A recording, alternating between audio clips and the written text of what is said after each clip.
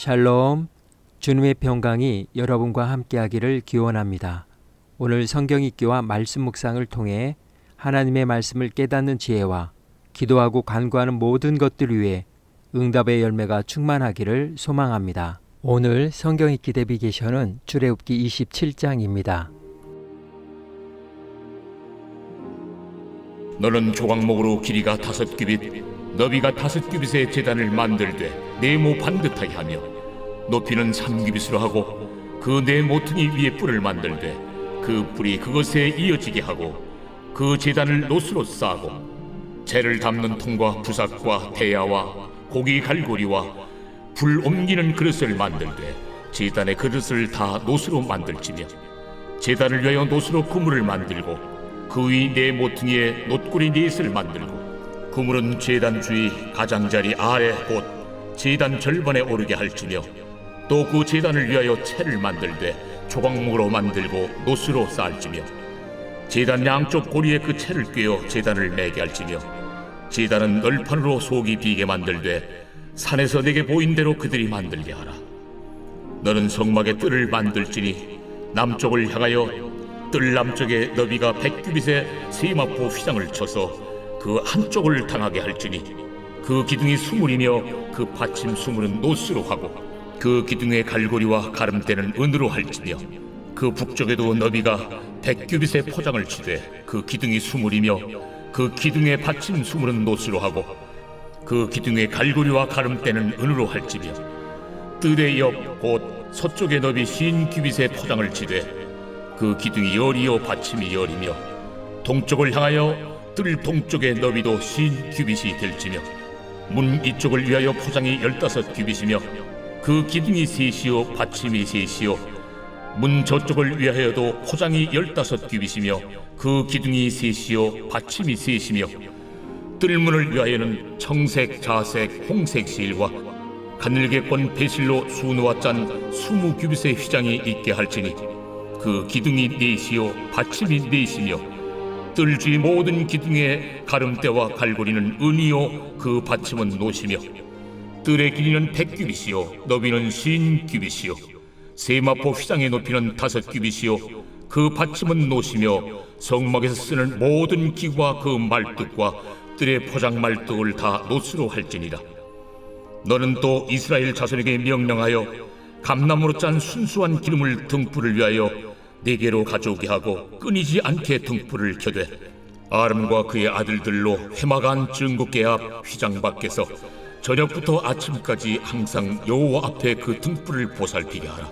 이는 이스라엘 자손이 대대로 지킬 규례이니라.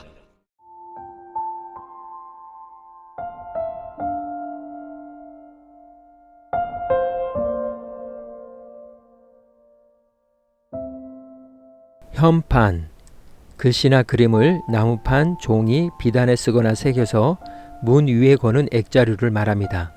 즉 건물에 거는 모든 목판을 의미합니다. 또한 주기적으로 반복되는 일을 공지할 목적이나 시형을 지어 정자 안에 걸어둘 목적으로 널빤지에 새긴 것을 말합니다. 지금은 현판이라는 용어가 일반화되어 있지만 그 의미를 보다 정확하게 담고 있는 말은 편액입니다. 편액은 건물의 문 위 이마 부분에 써놓은 글씨라는 뜻으로 건물의 이름을 명명하는 목적으로 글씨를 새겨 내거는 경우 주로 쓰입니다. 우리나라에서는 편액과 현판 두 명칭을 크게 구분하지 않고 사용하으나 현판은 넓은 의미에서 편액과 기둥에 달아놓는 주련 등을 포함한 것입니다. 현판은 건물의 고유 이름표이면서 해당 건물의 기능이나 특성을 함축적으로 담고 있습니다. 우리의 옛 건물들에는 대부분 건물의 이름이나 성격을 나타내는 현판이 걸려 있습니다. 궁궐의 현판은 해당 건축물의 기능이나 성격 등을 담고 있습니다. 그래서 궁궐 건물의 공간적 구조와 각 건물의 역할과 명칭에는 유교적 세계관과 도덕관이 그대로 반영되어 있습니다. 인류의 보편적 이성인 천명에 기초한 덕치주의, 음행오행에 기초한 자연관, 민심을 천심으로 삼는 민본주의라는 궁궐에는 이러한 유교적 이념이 고스란히 담겨 있습니다. 그리고 그 뜻을 표현해 놓은 것이 바로 현판입니다. 각 궁의 정문에는 공통적으로 화자가 들어가 있습니다. 경복궁의 광화문, 창덕궁의 도남문, 창경궁의 홍화문, 경희궁의 흥화문이 그렇습니다. 이 정문의 이름과 긴밀하게 연관되는 것이 왕이 나와서 조회를 하던 궁의 건물인 정전 이름입니다. 정전의 이름은 공통적으로 정자가 들어갑니다. 경복궁의 정치를 부지런함이라는 근정전, 창덕궁은 어진 정치라는 인정전, 창경궁은 밝은 정치라는 명정전, 경희궁은 정사를 드높인다는 숭전전입니다. 여기에는 유교 국가로서 조선의 정치 차력이 담겨 있습니다. 정전의 이름에 정자가 들어간 것은 금방 수긍이 갑니다. 그런데 정문에 쓰인 화자도 결국 바른 정치와 관련된 말입니다. 지금은 잘 먹고 잘 사는 일에 워낙 가치를 높게 두어서 경제만 살리면 된다는 식의 논리가 횡행하고 있지만 유가족 관점에서의 정치는 먹고 사는 문제를 포함하면서도 그보다 먼저 올바른 인간으로 살아가게 하는 정신적 교화를 더 우선시하였습니다. 그래서 각 궁의 정문 이름에 교화를 뜻하는 화자를 넣은 것입니다. 이처럼 현판은 건물의 명호, 기능과 역할, 주권자의 이념이나 철학 등을 담고 있습니다. 한국 교회가 예배하는 교회 건물, 즉 예배 처소에 대한 명칭을 예배당, 교회당이라고 현판을 붙였습니다. 그러나 지금은 이런 현판을 붙인 건물은 찾기 어렵습니다. 교회가 예배하는 장소의 명칭과 예배하는 공동체인 교회 명칭을 구분하여 사용하지 않기 때문입니다. 그러나 교회와 교회당, 예배당은 본질적으로 다릅니다. 교회는 신구약 성경의 원어적인 뜻으로 보면 회중의 모임 또는 함께 불러내어 만남, 즉 죄악 중 멸망의 자리에서 선택하여 구원의 자리로 인도함을 받아 하나님의 자녀의 신분을 가진 자들의 모임을 말합니다. 그러므로 교회는 교회 건물을 지칭하는 것이 아닙니다. 그 교회가 하나님께 예배하는 장소인 건물을 예배당이라고 하며 교회 건물의 주된 기능이 예배를 위해 회집되는 공간이기 때문에 예배의 처소는 당연히 예배당이 되는 것입니다. 한국교회 선교 초기부터 어느 시기까지는 교회 건물에 예배당 또는 교회당이라는 현판을 붙였습니다. 믿음의 선조들은 교회론에 대해 정확히 알고 있었던 것으로 이해됩니다. 성막 건축이 마무리되고 있습니다. 성막에 들어갈 도구들, 지성소와 성소, 성막 덮개, 그리고 이제 마지막으로 제단과 뜰을 여호와께서 모세에게 명령하신 대로 만들고 사방에 벽을 세워 성막을 완성하였습니다. 그리고 성막에 현판을 붙였는데 그 이름을 회막이라고 했습니다. 구약에서 회막이라는 말이 성막의 현판에 처음으로 사용되었습니다. 회막, 만남의 천막이라는 용어는 앞으로 출애굽기가 마무리되기까지 32차례 더 사용되었습니다. 하나님은 왜 하나님의 거처 성막의 현판을 회막이라고 하셨을까요? 그것은 이 성막 자체가 제의식을 위한 도구로서의 의미 이상으로 하나님의 실제적인 임재의 장소이자 이스라엘 백성과의 대화 장소였기 때문입니다. 하나님은 당신이 거처할 성막을 짓게 하셨지만 결국 그의 백성을 만나기 위한 장소로서 하나님의 백성들에게 주신 선물이었습니다. 이곳은 제사장을 만나는 곳도 아니고 사람을 만나는 곳도 아닙니다. 오직 하나님을 만나는 곳입니다. 그래서 하나님은 성막을 완성하신 후 현판식에서 그곳의 명호를 회막이라고 붙이셨습니다. 오늘 구약 성경 읽기 내비게이션은 출애굽기 27장 현판이었습니다. 이 시간 기도의 자리로 나아갑니다.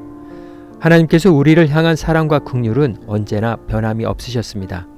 십계명을 주신 것도 패자 부활전의 은혜였고 당신이 거처할 장소를 건축한 이유도 하나님의 백성을 만나기 위한 장소로서 그의 백성들에게 주신 선물이었습니다. 지금 우리가 사는 곳에서도 마찬가지입니다. 하나님은 우리가 서 있는 곳에서 만나지기를 원하십니다.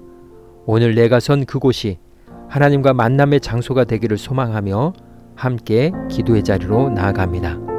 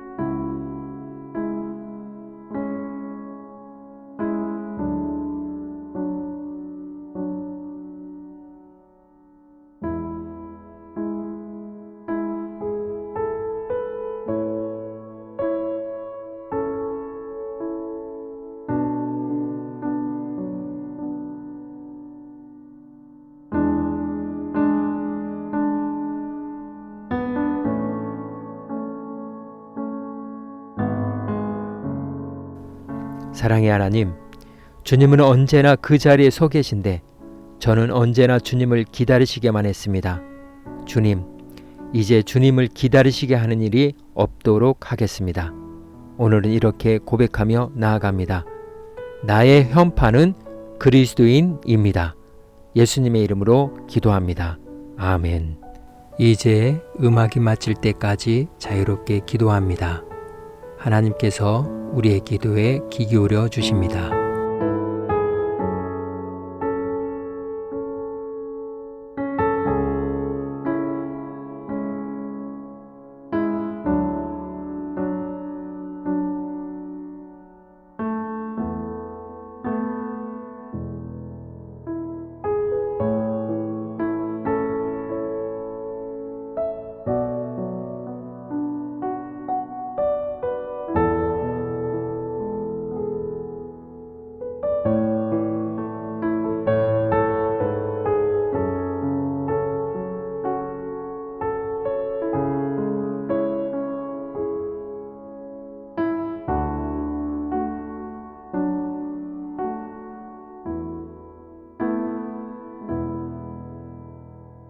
우리의 기도를 들으신 하나님께서 오늘도 동행하십니다.